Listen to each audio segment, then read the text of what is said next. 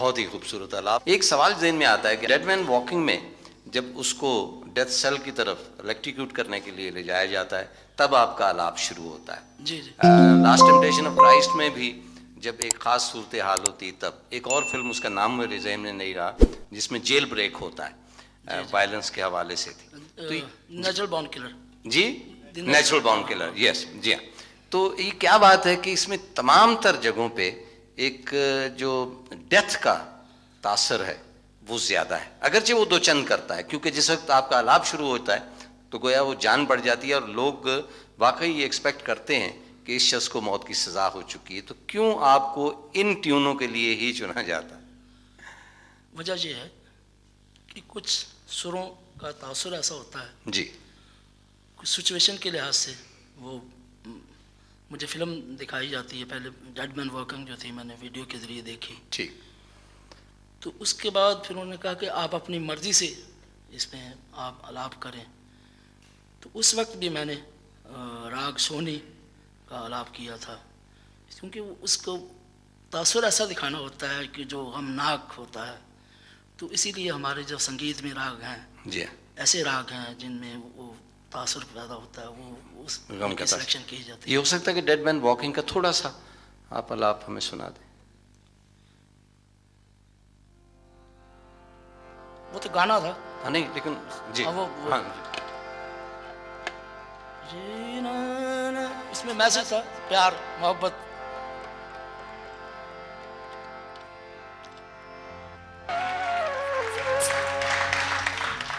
خان صاحب بہت سارے آپ کے نغمے ان کی کاپیز ہوئیں دوسرے ملکوں میں اور وہ جو کاپیز ہوئیں وہ ظاہر ہے کہ بہت ہی تھرڈ ریٹ کاپیز تھی. وہ ہمیں بھی محسوس ہوا نہ وہ آواز تھی نہ وہ ردم تھی اور نہ وہ پاکیزگی تھی جس طرح آپ نے ان کو گایا. تو آپ کو کیسا محسوس ہوتا ہے جب آپ اس کو دیکھتے ہیں؟ کچھ خوشی بھی محسوس ہوتی ہے اس لیے کہ پہلے یہ الزام تھا کہ پاکستانی کاپی کرتے ہیں اور اس لحاظ سے مجھے بہت خوشی ہوتی ہے کہ وہ ہمیں کاپی کرتے ہیں. اور دوسری اس بات کا مجھے رنج ہوتا ہے کچھ ایسی ڈیووشنل چیزیں ہوتی ہیں جو صرف پاکیزہ ہوتی ہیں جن کے لیے ایک تقدس ہوتا ہے معرفت کی چیزیں ان کا جب حشر بگاڑتے ہیں. مثال کے طور پہ اللہ کو آئی لو یو کر رہا جی یہ بہت زیادہ زیادتی ہے. تو اس چیزوں سے بڑا افسوس ہوتا ہے.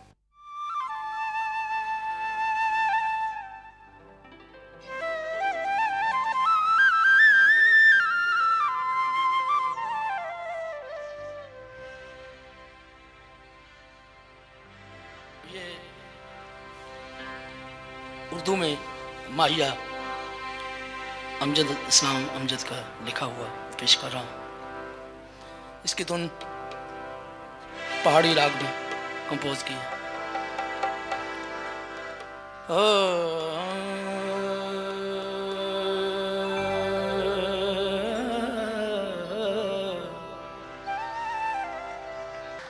خان صاحب آپ یہ فرمائیں کہ آپ نے اپنا نام کیوں بدل لیا تھا بچپن میں؟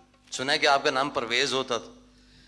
جی مجھے بچپن میں پرویز ہی نام میں رکھا گیا تھا. گھر والے مجھے میری بڑی بہنیں مجھے اب بھی پیجی کے نام سے پکارتے ہیں. اچھا میرے پرانے دوست جو وہ مجھے پیجی کے نام سے یاد کرتے ہیں. نہیں تو کیا وجہ ہوئی؟ اس کی وجہ یہ تھی کہ کیونکہ ہمارا تعلق بزرگان دین سے ہے. ایک صوفی میرے والد صاحب کے پاس تشریف لائے. جب میرے والد صاحب نے مجھے پرویز کے نام سے آواز دی تو وہ چونک گئے. انہوں نے کہا کہ یہ نام فوراً بدلیں آپ. انہوں نے کہا جی اس کی وجہ. انہوں نے کہا جی کہ یہ سرکار دو عالم کا خط جو تھا ایران کے بادشاہ کا نام تھا پرویز جی اس نے خط پڑھ دیا تھا جی تو آپ اس کا نام فوراً. پھر انہوں نے کہا کہ آپ ہی نام تجویز کریں. پھر انہوں نے پھر مراقبے میں گئے وہ کافی دیر تک. پھر اس کے بعد انہوں نے میرا نام نصرت علی رکھا. اور یقیناً یہ نام بہت مبارک ثابت ہوا. خان صاحب آپ کو لاکھوں کروڑوں لوگ سنتے ہیں, آپ بھی کسی کو سنتے ہیں؟ جی میں کچھ آرٹسٹ ایسے ہیں جن کو میں سنتا ہوں جی مختلف صنفوں میں. کلاسیکل میں استاد بڑے غلام علی خان صاحب, ماشاء اللہ, استاد امیر خان صاحب, استاد سلامت علی خان صاحب کو سنتا ہوں. اور پلے بیک سنگر میں مجھے میڈم نور جہاں, لتا منگیشکر, آشا بھونسلے مجھے پسند ہے. کیا گانے, اسے کہتے ہیں کہ دیر آیت درست آیت. اچھا, ورلڈ کپ جو پاکستان نے حاصل کیا, جہاں پہ ہمارے کرکٹرز جو ہیں ان کی فارم نے کنٹریبیوٹ کیا, وہاں پہ آپ کا بھی بہت چرچا ہے, آپ کا بھی بہت تذکرہ ہے. شاید یہ پہلا ورلڈ کپ ہے جس میں گائیکی کو بھی عمل دخل تھا. تو یہ کس طرح بات ہوئی؟ آپ وہاں پہ موجود تو نہیں تھے ڈریسنگ روم میں آسٹریلیا میں؟ قدرتی اتفاقاً میں بھی آسٹریلیا میں تھا جی مگر میں دوسرے شہر میں تھا. جی. تو پاکستان مسلسل لگاتار میچ ہار رہا تھا, تو میں نے پھر فون پہ بات کی. جی. میں نے کہا کہ یہ کیا ہو رہا ہے. ادھر ہمارا ایڈلیڈ میں وہ فنکشن تھا, اس میں 40 ملکوں کے فنکار تھے. جی. اس میں سر فہرست میرا نام لکھا ہوا تھا کہ سب سے اچھا. تو میں نے اپنے ٹیم کے کپتان کو اور دوسرے کھلاڑیوں کو سب کو یہ کہا کہ آپ, میرے جذبات آپ کے ساتھ ہیں. اور میں نے اپنی اسپیشل 2 قوالیاں ریکارڈ کر کے ان کو بھیجی. ایک تھی اللہ جی. اور ایک ناز شریف تھی, اس کرم کا کروں شکر کیسے ادا. واہ. اور یہ رات دن وہ سنتے رہے اور اس جذبے کے تحت انہوں نے میچ جیتا. سبحان اللہ.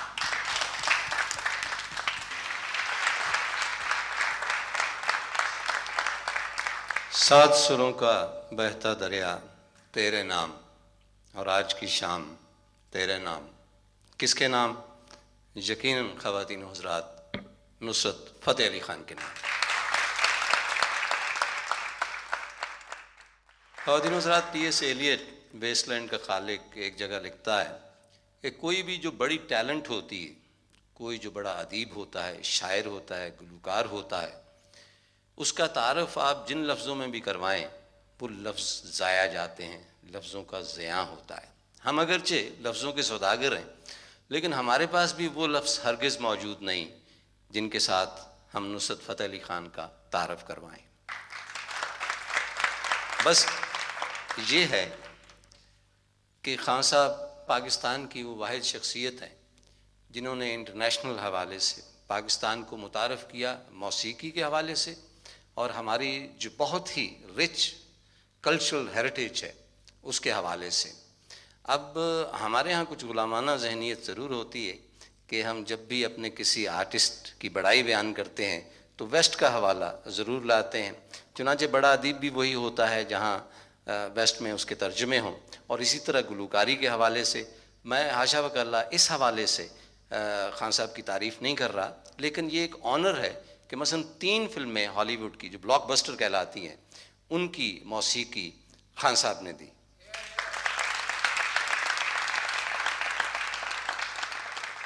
ان میں لاسٹ ٹیمپٹیشن آف کرائسٹ آپ کو یاد ہوگی, اس میں دا سینٹ ایک تازہ ترین فلم ہے جس کے حوالے سے یہ موسیقی دے رہے ہیں, اور اس کے علاوہ ڈیڈ مین واکنگ جو بہت ہی معروف فلم ہے اس کے جو پس منظر میں موسیقی تھی وہ بھی خان صاحب نے دی. چنانچہ خان صاحب کا آلاپ جو ہے وہ پوری دنیا میں گونجتا ہے. خان صاحب, کہا یہ جاتا ہے کہ آغاز میں بہت سارے لوگوں نے یہ کہا کہ آپ کی آواز اس قابل ہی نہیں کہ آپ گلوکار بن سکیں, آپ گا ہی نہیں سکتے. لیکن پھر کوئی معجزہ ہوا, کوئی نظر کرم ہوئی کسی کی, یا کچھ ایسے حالات ہوئے کہ آپ پوری دنیا میں گلوکاری کے حوالے سے پہچانے گئے. وہ کس کی نظر کرم تھی؟ قوالی کا گھرانہ ہمارا ہے,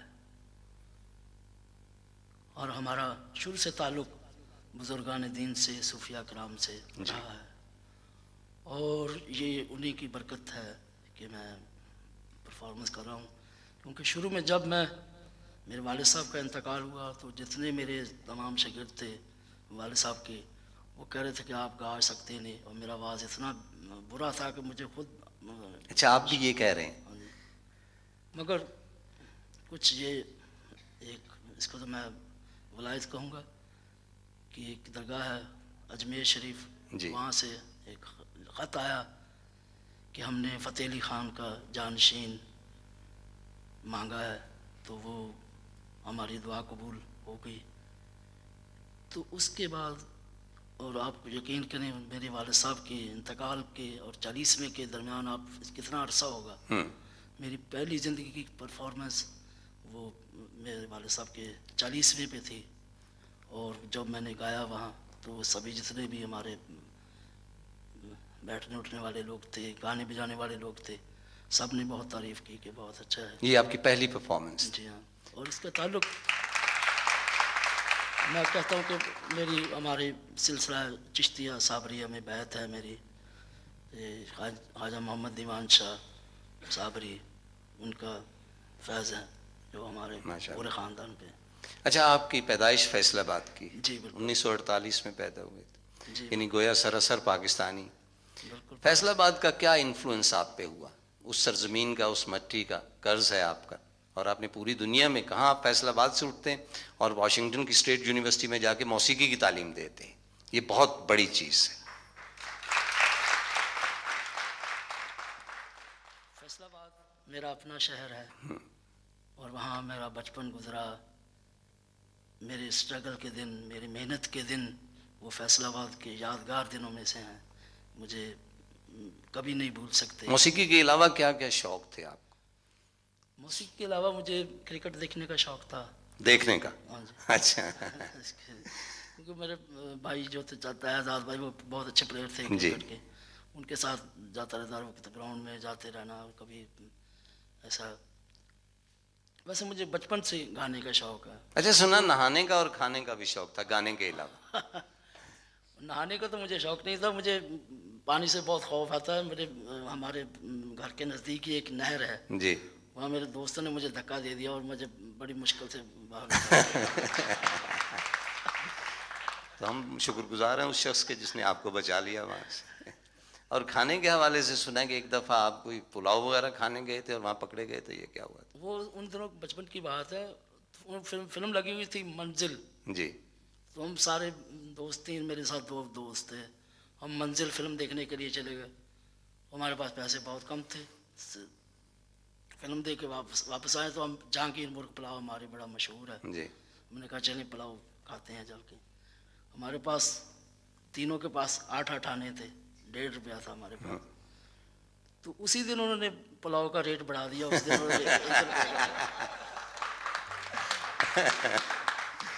جب ہم کھانا کھا کے, پلاؤ کھا کے نکلے تو انہوں نے کہا جی آپ 3 روپے دیں, ہمارے پاس 1.5 روپیہ. انہوں نے ہمیں بٹھا لیا, ساری رات بٹھائے رکھا. اچھا, کتنی عمر تھی آپ کی اس وقت؟ میں اس وقت 12-13 سال کا تھا. اچھا. ایک سلسلہ ہے کہ بزرگوں کی ایک عنایت ہوتی ہے آپ پر, اور اس کے بعد ظاہر ہے کہ آپ میں بھی ٹیلنٹ ہو تو تبھی بات بنتی ہے.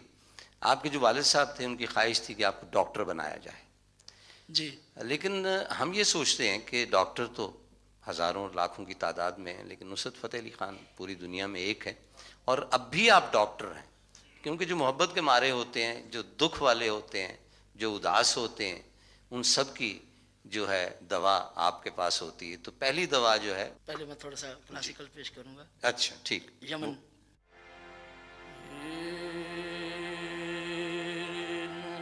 اچھا خان صاحب, آج کے اخبار میں ایک خبر پڑھ رہا تھا کہ آپ میڈونا کے ساتھ گا رہے ہیں. تو آپ میڈونا کو ملے ہیں؟ میرا مطلب کہ ملاقات ہوئی؟ میڈونا سے 2-3 دفعہ ملاقات ہوئی. اچھا, کس قسم کی ملاقات ہوئی؟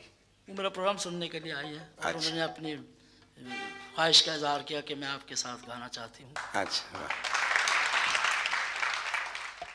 اچھا, یہ فرمائیں کہ آپ کے ذہن میں کچھ ہے کہ میڈونا کے ساتھ آپ کس قسم کا گانا گائیں گے؟ وہ ورجن کمپنی ہے بہت بڑی, جی وہاں کی امریکن ریکارڈ کمپنی ہے.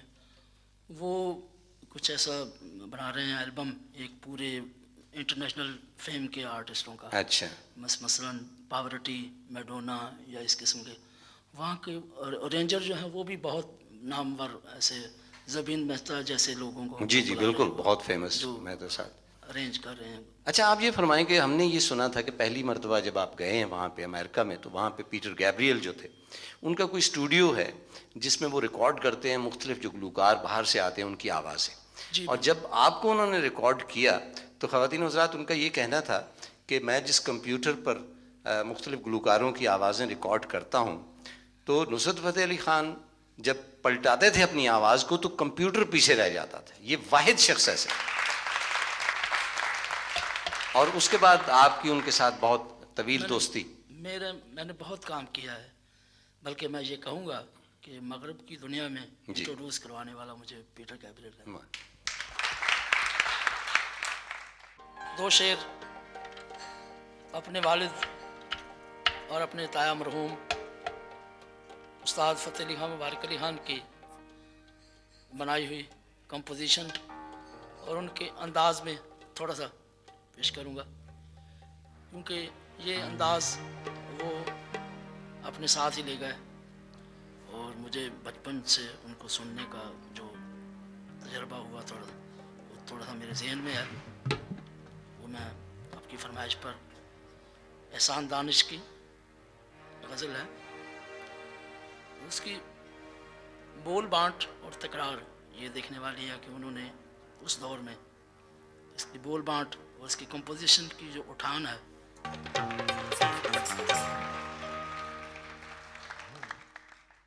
آپ نے ایک خاص عہد جو تھا اس کو زندہ کر دیا، اور یقیناً آپ کے والد صاحب میں جو کمال تھا اس کے اثرات بھی، اور اس کے اثرات اس حد تک جو ہمارے دلوں کو چھوتے ہیں آپ کی آواز میں ہم نے سنے. بہت بہت شکریہ.